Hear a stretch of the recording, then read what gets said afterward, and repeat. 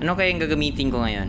Etong Hammerhead Evolution Carbon or etong Andre 120cm Carbon din or etong Hammerhead Evolution 120cm na aluminum barrel or itong mono roller na gawa ni Junjun Mendez, shout out, or itong Salvimar 95cm or eto na lang kaya kasi matagal na tayo hindi nag-jig. Alright, pero kuha muna tayo ng mga pampain natin.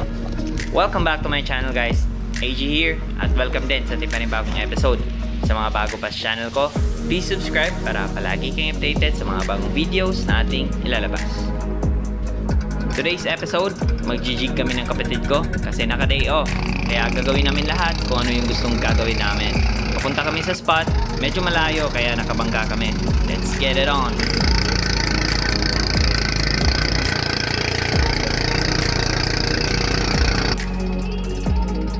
Malapit na tayo sa spot kaya ready ko na yung pangpain natin. I'm using 300 grams metal jig na mabibili nyo sa Kuda Fishing Store. Sa mga Spiro na mahilig din mag-jig, you can check the link on the description box below.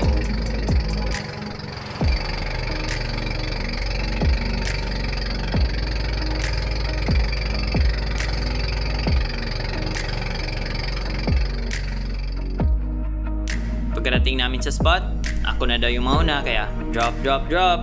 May kalaliman yung spot na to guys. 270 meters yung pinaka-peak at yung sa gilid naman 300 to 350 meters. Kaya mabigat na jig yung gamit namin para mabilis makarating sa ilalim. At pagkalapag sa bottom, jig na yan and wait.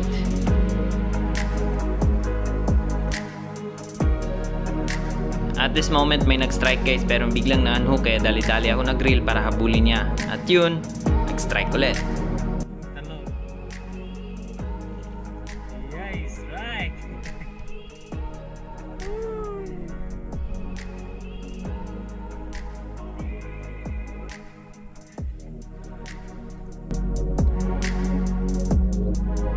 300 meters down at eto, malapit na. I see color.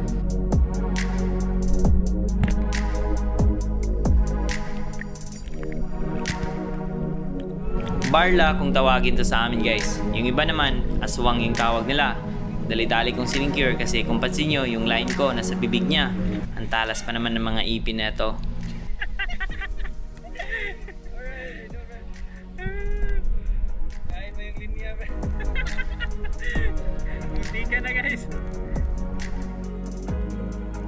Comment down below guys kung anong tawag niyo sa isda na to. Cheers!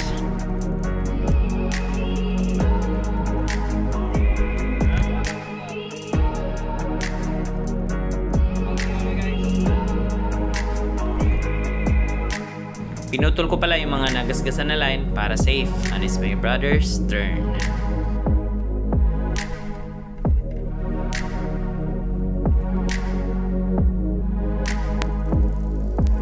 Pagdating sa baba, i-up na agad yan para iwas sabit. Grabe yung rod movement to. Feel na feel. Kaya ilang saglit lang, strike na agad. Cheers!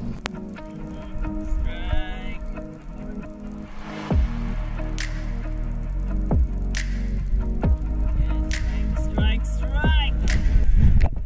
Strike yung brother ko guys.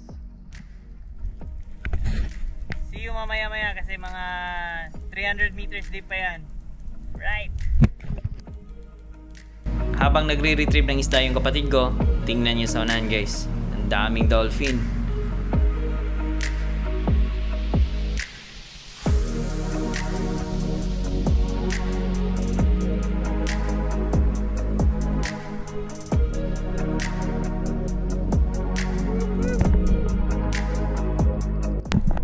Barla plus dolphin sunset, ang ganda, sarap mabuhay.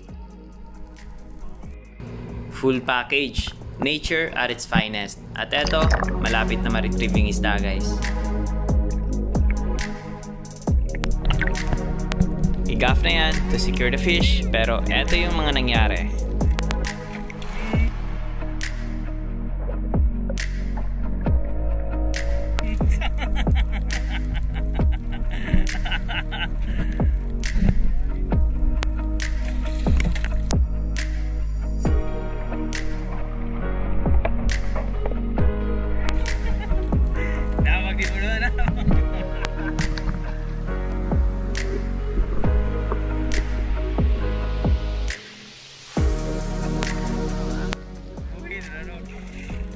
Yun! O, diba? Malaki din. Yan. Natamaan yung assist slide din guys. O, ang talas ng ipin. Yan.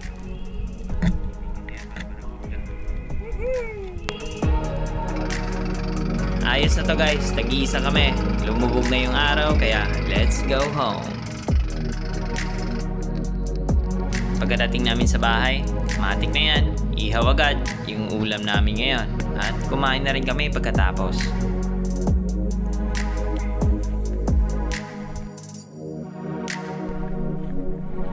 Kinabukasan, magdadive naman kami. Susulitin talaga yung mga natitirang oras. Let's do this!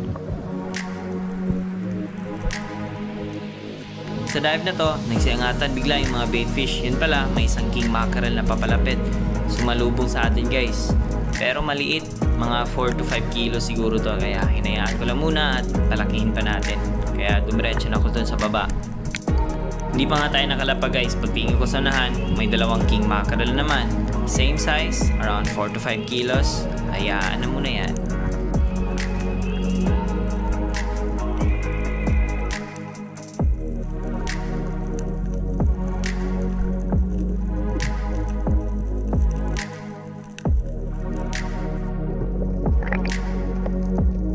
Went for another dive, dito pa rin, same spot kasi pansin nyo guys, yung mga baitfish nagsitakbuhan at nagpapanik.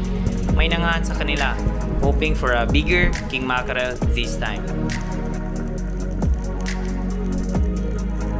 Pagkalapag natin di nagtagal, may nagpakita nga isang king mackerel. Mas malaki to compared dun sa unang mga nakita natin. Medyo mabilis lumangoy guys kaya hindi ko na lang sinundan. Reverse psychology, huminto ako at hayaan na lang na siya yung lalapit. And there it is, umikot nga and mas curious pa this time.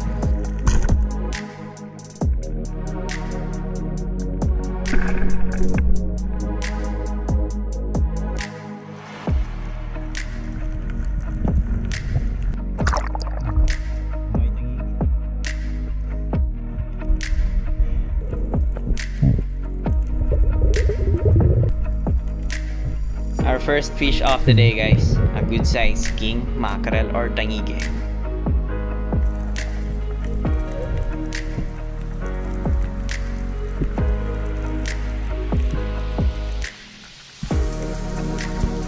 Mabanti tayo sa unahan guys sa dive na to. Hindi pa nga tayo nakalapag, sumalubong agad isang king mackerel na naman or tangige. Kaya into position na agad para makatira.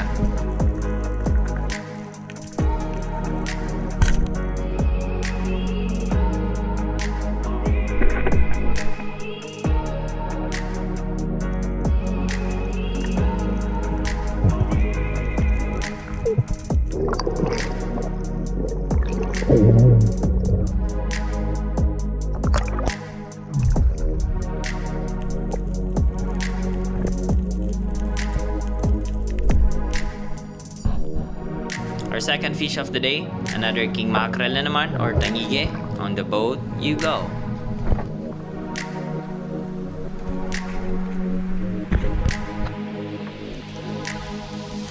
Pelagic season is on, kaya nung pag-dive ko ulit on the same spot, sinalubong agad tayo ng isang good size na dog to tuna.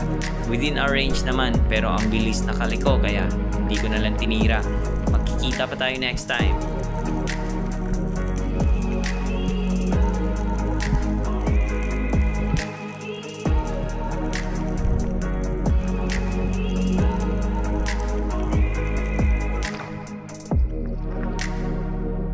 Nakadalawang king mackerel or tangigi na tayo guys. Goods na to at nakahuli pa ng isang malaking needlefish yung kapatid ko. Ang laki ng kinain. This is enough kaya let's go home. Eto pala yung kinain ng needlefish guys, isang sulid or fusilier. And this is all we got. And that's it for this episode guys. Thank you for watching. Sana nag-enjoy kayo at may natutunan. See you soon in my next episode. Stay tuned for more videos. Stay safe. God bless. Cheers.